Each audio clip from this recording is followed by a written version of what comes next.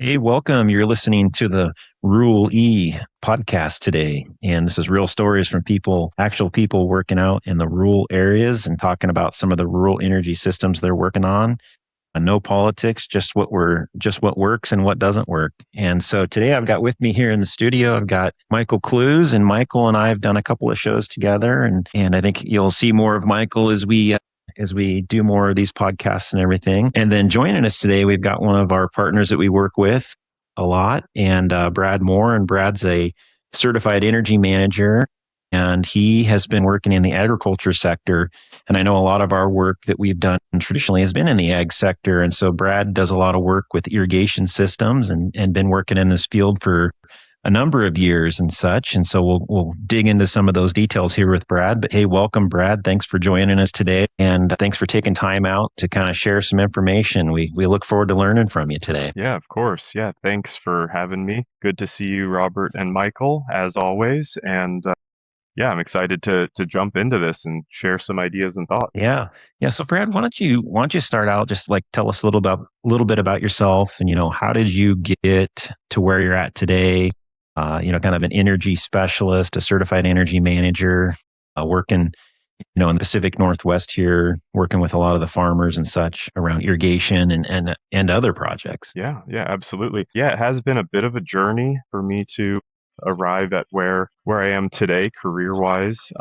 I'll start from I went to college at Oregon State University in Corvallis. I'm a proud Beaver alumni. I studied industrial engineering there, and at that time, I worked for an organization called the OSU Energy Efficiency Center, and it was a program, or is a program, that is funded by the U.S. Department of Energy. It's an industrial assessment center, is kind of the more general term for it. So that's where I got started learning about energy systems and energy efficiency. At that time, mostly in industrial settings. And so that gave me a lot of experience with talking to folks about energy efficiency and trying to find solutions for people to save energy and cut costs. So through my time studying engineering and working at that energy efficiency center, yeah, I picked up a lot of the skills that I use today. When I graduated college, I didn't think that I wanted to pursue a career in energy. I was planning to kind of take a pivot there, and I worked two different jobs in kind of the manufacturing sector and eventually wanted to change again. And that led me back to the energy world. And when I accepted my previous job, where I started doing this work that I'm doing now with agricultural energy efficiency, I was doing a combination of industrial and agricultural energy efficiency work. When I had accepted that job, I was thinking that I was mostly going to be working with industrial sites, and that was more of what I was targeting at the time. And then the agricultural part just kind of presented itself as an opportunity, and lo and behold, I enjoyed that part of it enough to really pursue it. And I'm really happy where I'm at today with, being able to work with farmers and ranchers and learn about kind of the things that they're struggling with and try to find solutions for them, mostly in the way of energy efficiency, but also, reducing their costs, saving water, that sort of thing. Yeah. So in the agriculture sector, what types of projects or what areas do you typically focus on? Like, what are the big energy projects in agriculture that you're really focusing on? Yeah. So what I focus on mostly is helping folks to save electrical energy. On farms, there's a lot of different uses of energy. There's electrical, there's likely diesel fuel or gasoline use. Some farms may have uses of natural gas, like if they're heating greenhouses or buildings. And so most of my work these days is focusing on saving electricity for folks. The If we save other energy sources, that's an added benefit, of course. So I'd like to focus a bit, at least to start, on electrical energy. And the largest energy user on a lot of the farms and ranches that I work with is their irrigation pump. So, as I'm sure you're aware, there's a lot of farms and ranches that pump their water. Some don't have to pump. So that takes away that energy source, but I mostly work with the folks who have an irrigation pump or perhaps multiple irrigation pumps. And although electrical energy might be used in other parts of their farm or ranch, we focus on the pump and finding ways to save energy there.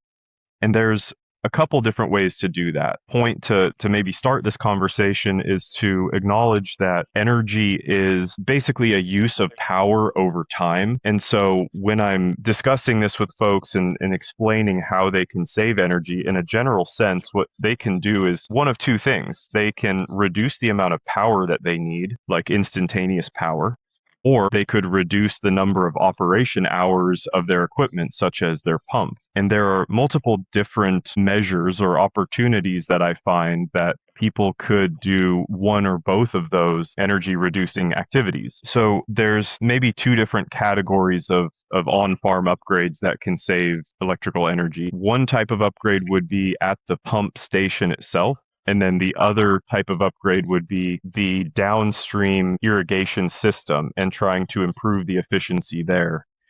So we can start with talking about the pump systems. Some folks pump water from a surface water source, like if they're able to pump from an irrigation district canal, or maybe they have a holding pond, maybe they're able to pump directly from a creek or a river. Those are all like surface water sources.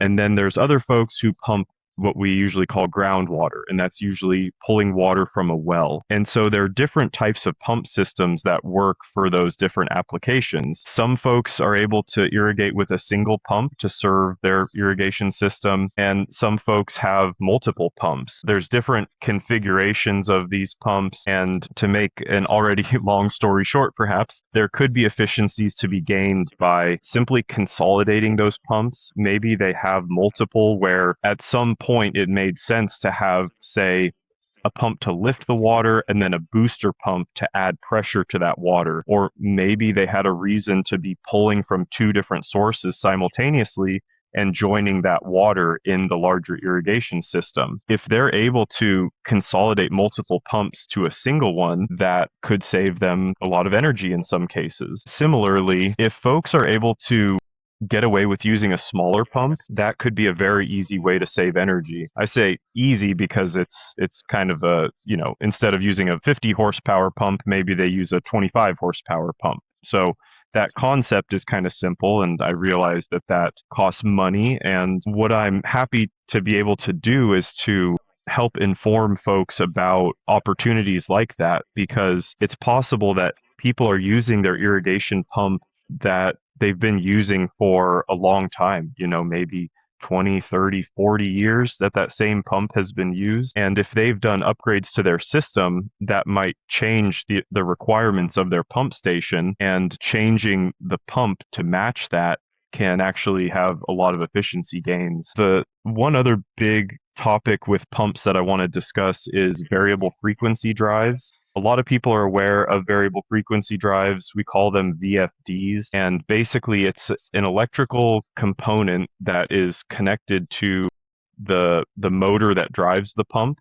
And the VFD is able to speed up or slow down the pump by controlling the motor, and therefore it can basically deliver water however the farmer wants it to. So the farmer can choose a pressure set point, and that VFD will adjust the speed of the pump to match the demand. And if folks have variable demand in terms of flow and or pressure of their system, a VFD can be a very helpful way to control the pump and also often saving energy. So that's kind of a lot about pump systems. Go ahead, Robert. Sorry. I was just going to say, you're talking about irrigation and the irrigation pumps being a large electrical demand for these farms and such. And you talked a lot about the pumps, and then you talked about these variable frequency drive, but we've seen a lot more of the variable frequency drives, VFDs, I would say really the last 10 years being installed out there. And so there's, definitely an energy savings component to that and everything. But what else are you seeing out there? Like, in the last 18 months, like what's some of the more popular types of projects you're seeing for farmers that are trying to be more energy efficient?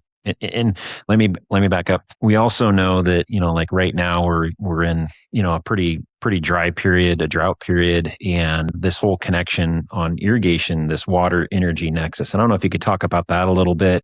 As you're looking at projects to the farmer, I guess what I'm trying to find out, is it just about energy savings? Is it about the efficiency of the water? Is it labor? Is it just improving a system on farm? Kind of what are you seeing out there in your travels and with your site visits and such? Yeah, yeah, certainly. So that's a very good segue into talking about how to save energy by making the irrigation system more efficient. And I'm seeing a lot of folks who are interested in installing drip irrigation, and a lot of folks are interested in installing center pivots. And those are two irrigation systems that we generally consider more efficient than other options. So there are many types of common irrigation systems that we call baseline systems. And these are things like a big gun, a traveler, wheel lines, hand lines, solid set sprinklers. Those are generally less expensive, but also less efficient systems. And I say that compared to systems like drip irrigation or micro sprinklers or pivots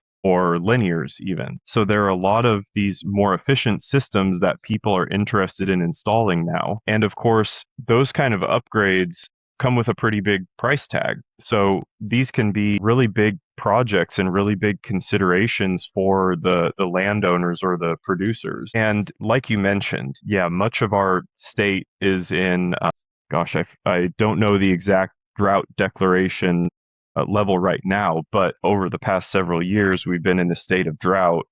Yeah, I'm curious if you have the latest on that. Yeah, I think the latest numbers I've seen, and so we're July 2026, and I think 19 of the 36 counties in Oregon have an official state declared drought declaration. And I mean, a lot of these, a lot of the water studies we've looked at and stuff are talking about, all-time low. We've seen pictures of the water resource folks up in the high Cascades, in February, and they took the snowcat up there, but where the traditionally was feet of snow, and they've still got the snowcat loaded on the back of the trailer. They drove up with the pickup and trailer. There was no snow. And so the snowpack issues and stuff. And we know that it's impacting a lot of the farms and, water availability. I'm just kind of interested in, when you're talking about efficiency, are you talking energy efficiency, water efficiency? I don't know if you could kind of dive into that. And then just briefly, why, how is a drip system more efficient than a wheel line system? I don't know if you can like help explain a little bit on, whether it be drip, or I think you mentioned pivots or lineal movers. Why are those more efficient and how? Yeah, great questions. Yeah, so these type of upgrades, these system upgrades are pretty neat in the way that they can be expected to save both water and energy. They save water by applying the water more efficiently. So if folks are targeting a certain amount of irrigation, different crops have different water requirements, and that depends on a lot of factors.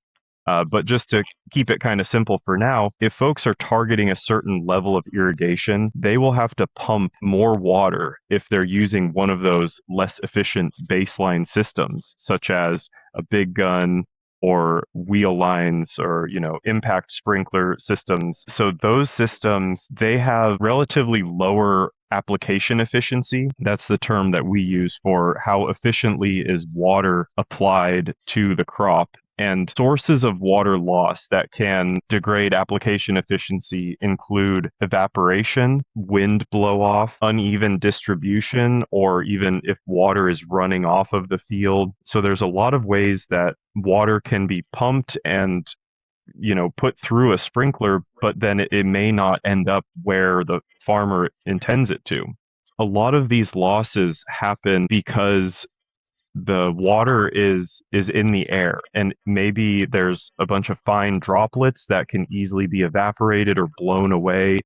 I don't think you'd have to look too far to find examples of folks who are irrigating a big field with maybe a big gun where it's shooting water, 100 feet or just way up in the air, far out, or even something like a wheel line that has impact sprinklers on it. In both of those cases, if you look closely, you might be able to see the water droplets actually being blown if there's any breeze or any wind. And that can have a lot of negative consequences. It can result to uneven uniformity in terms of irrigation. So the crops can suffer from that. It also uses more water and more energy than necessary or than would be necessary with a more efficient system. So that's where I want to start to explain these upgrade systems that we consider more efficient. And to use maybe the most efficient example, let's go to drip irrigation. So if we compare drip irrigation to what I was just describing with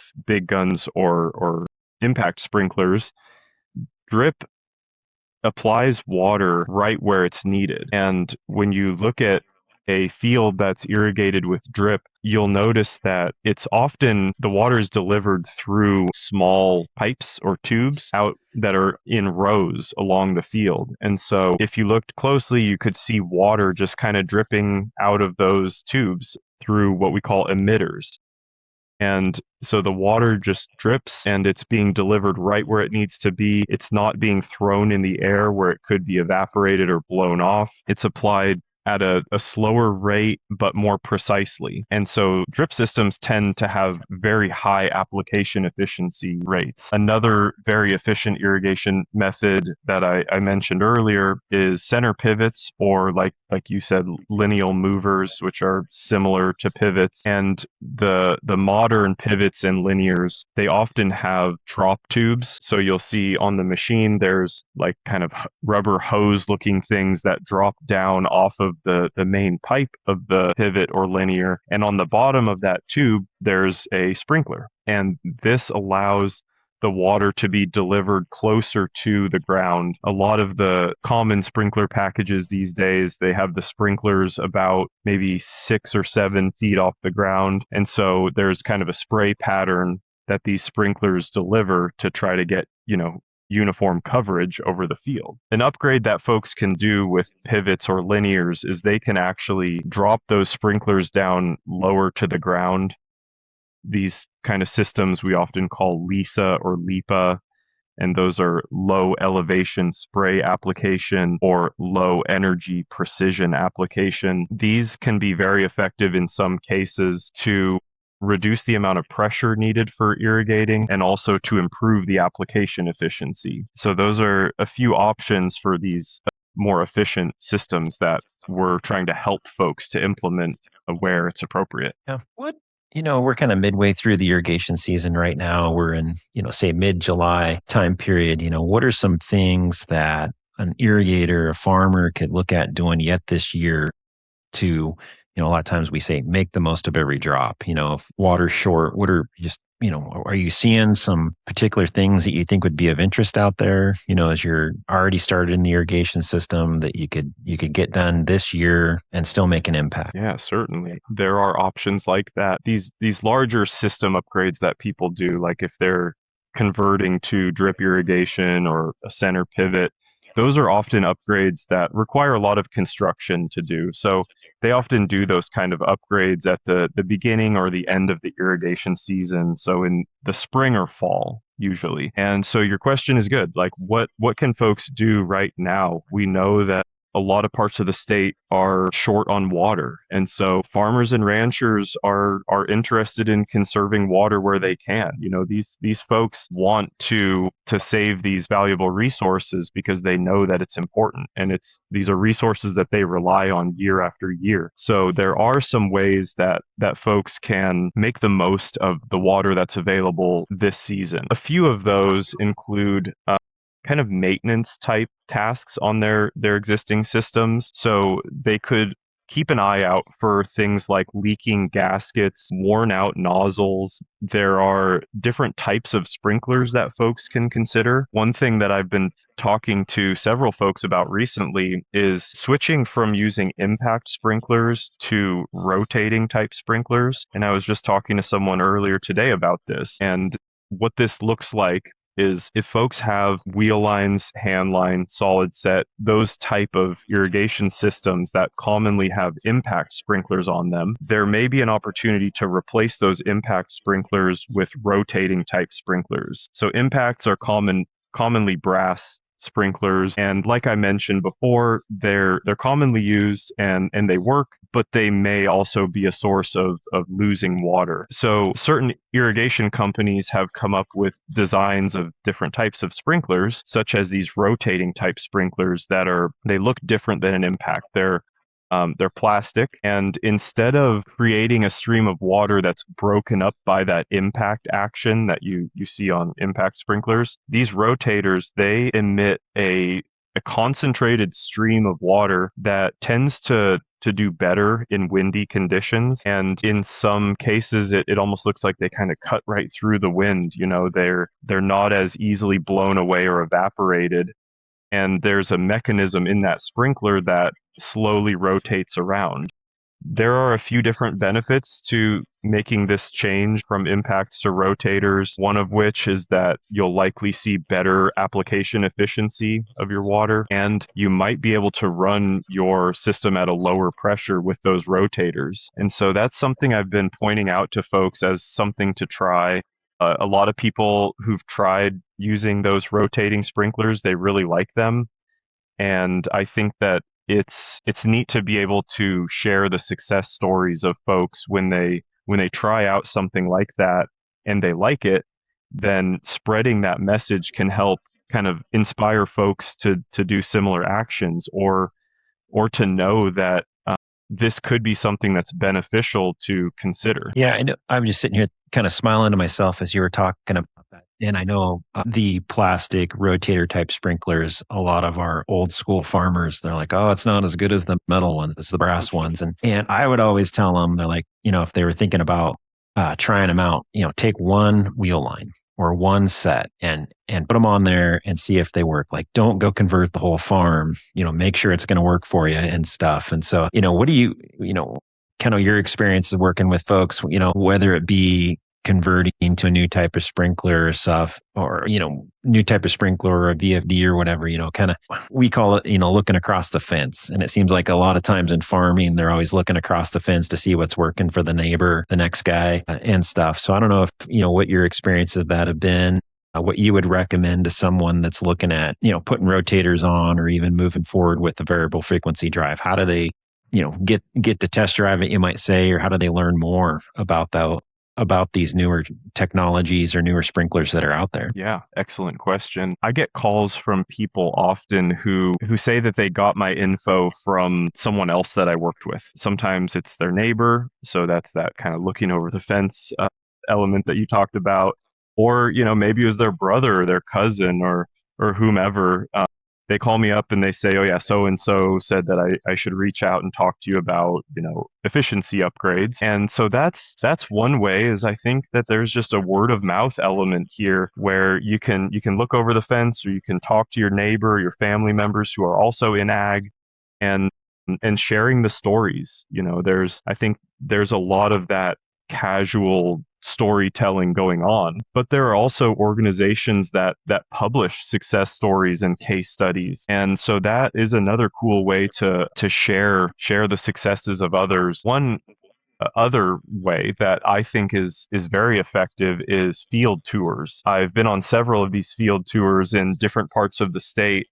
They're put on by a multitude of different organizations. Maybe it's Oregon State University Extension Service. Maybe it's the local soil and water conservation district. Let's see, who else? Different crop growing commissions, like, the hop grower group or blueberry grower commission, or different groups like that. They might have tours where you can go and visit other farms or other ranches. And I think those are really neat events because it's a good way for the ag community to get together. So just simply bringing folks together can help, because it facilitates more of that conversation. So there's kind of that organic story sharing in that case.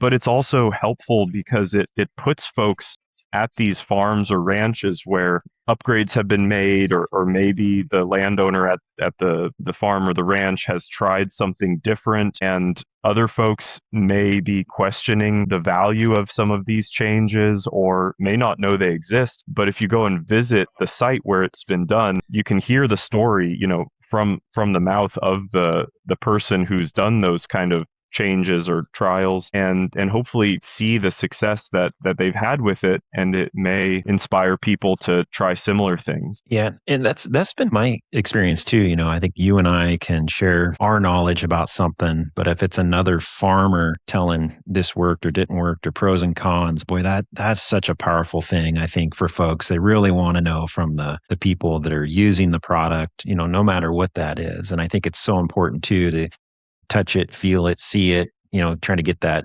more information out if it's going to work or not and stuff. So I don't know if we can shift a little bit into and just kind of at a real high level, as you've talked about a number of different potential projects or technologies, variable frequency drives and sprinklers and pumps. But, that all comes with a cost. And so I think, especially right now, I mean, we're all seeing, the agriculture sector just seems to be getting hit from every angle with labor issues, and all their inputs are up, and the price of diesel and the commodity prices are down and stuff. And so the finances, the capital needed to make these projects happen are, where do you even look, I guess? And so I'm hoping maybe Michael, you can, between you and Brad here, we kind of talk about this for just a minute. What are the first few resources you would look for, maybe assistance with to fund or to help with some cost share on these types of projects? I think maybe short term and long term is kind of we'd have to think about it, because Brad, you listed off a few things. I think you were talking about sprinkler hardware and gaskets and that, so where would you see, where's a farmer look? They're busy farming every day. They're not necessarily keeping track of the various different programs that are out there, but I don't know if we could talk about that for a few minutes and kind of brainstorm a little. Yeah, absolutely. Shall I start? Yeah, why don't Or you, Michael? Brad, if you want to kick it off, then Michael, if you've, I know you've worked with some farmers in the area and stuff on some of these programs too, so maybe we could just talk about that real quick. Definitely. Yeah, I'll start there. There are often grants or cost share type programs that can help folks cover some of the costs of these upgrades. And like you mentioned, Robert, the type of upgrades that you might be able to get financial assistance, it ranges all the way from those smaller upgrades like replacing gaskets, replacing nozzles, replacing sprinklers, those type of maintenance type items that are commonly done in the field. Often there are rebate programs through the electrical utility. So folks might be able to do these small upgrades and then apply for a rebate to get some money back for the money that they spent to do that. And these programs exist because, someone has realized that there's a lot of value in offering people a little bit of money to help cover those costs to motivate them to do these kind of actions. And so again, whether that's, these kind of maintenance type replacements or doing a larger system upgrade, in both cases, it's worth checking with your electrical utility and seeing if there might be some incentive money or grants available. Often that's a good question to ask, your preferred irrigation dealer as well. Those folks, they work with a lot of different customers, and they often are connected to the programs that might be able to provide that kind of financial assistance. And this has become, I think, a very important part of our work is identifying different sources of assistance for people. When I talk to people about, let's just say, putting in a center pivot, that's an expensive upgrade and often may have other upgrades that need to go along with it. Like maybe there's some mainline additions or upgrades that need to be done with installing a pivot. So that just brings the price up. And often when I talk to people about doing these upgrades, they say, okay, what grants or cost share programs are available? Who's going to help me pay for this? And that's why I think it's important for folks like us who are talking to a lot of ag producers. I think it's important that we are aware of the different programs that are available and we can help make those connections. And the other place that I normally look to is local soil water conservation districts and see what available programs that they might have, in addition to kind of your long-standing NRCS natural resource conservation service programs. They've got a lot of available options especially for irrigation. And then the program I work most closely with is under USDA Rural Development. that allocates funding for energy efficiency improvements. But I think what I tend to look at is not only are these projects saving energy, but they're saving water in a lot of cases too. So sometimes your preferred funding source under an energy umbrella might also benefit you from a water standpoint. So kind of trying to look outside the box, outside of just traditional water funding, and maybe look at some other avenues and see how those dollars could still benefit your project, even if it's not under your normal space. Yeah. No, I think that's a good point, and I think that ties back to earlier conversation about the what we call the water energy nexus. And so our mindset typically is looking at energy efficiency with the work we do, but a lot of times we're matching up water money. And so a lot of times you mentioned like the NRCS, and one of their popular programs is called EQIP, and that seems to, I always say they bring the biggest wallet to the table, because usually they have more substantial funding than some of the utility rebates and stuff like that. But it's water money. Same with some of the other state programs. It's really around water conservation. And I think one of the things we'll do here at a future podcast is talk about fund stacking and really dive into some of those details and stuff. But I think I think from what I'm hearing from Brad, utility rebates in general statement, no matter who or who's providing your power, whether it's a cooperative or an investor-owned utility, there's some sort of a program, an energy efficiency program that you could pursue. And I always relate it to a lot of folks are more familiar with their home, programs for windows and heat pumps and water heaters and insulation. Well, this is the same type of program, except for it's specific to irrigation. So there's all those programs. Michael, you talked about NRCS with EQIP. A lot of times we're looking at what the priorities are in the specific geographic areas and where they're focusing on irrigation efficiency. You also mentioned conservation districts, and conservation districts, soil water conservation districts, or